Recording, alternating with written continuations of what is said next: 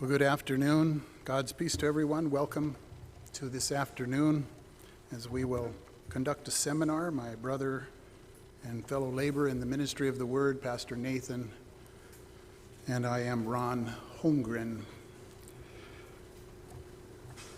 The subject of our seminar is probably a little bit more expansive than just what was publicized. I think it was the nature of the resurrection.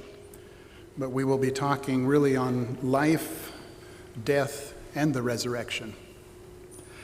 We're going to rely on a position paper that was drawn up quite heavily on this position paper that was drawn up in 1962 by a committee of theologians from the Missouri Synod, Lutheran Church, who had, like us, people who are confronted with this reality, and some very intimately having lost loved ones and the questions that come along with that experience.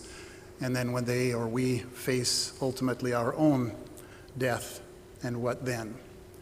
So they are helping us a lot. We would like to give them credit.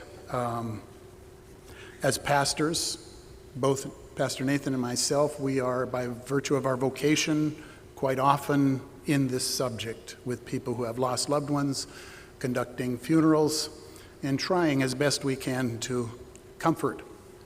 And of course, as the Apostle Paul tells us in Thessalonians, there is a comfort. And we, as those who are called to the ministry, ought to familiarize ourselves with that.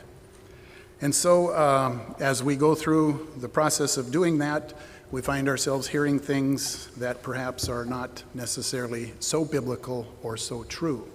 And we may confront those things. We don't mean to be mean or try to take away something from anyone, but to direct our thoughts and our eyes back to the Word and the truths of what God in His grace through His Son has brought to us. We who are confronted with this life and its struggles, ultimately our death, and then what? The resurrection. So I'd like to introduce Pastor Nathan and have him have an introductory remark perhaps, and then we will begin with a word of prayer.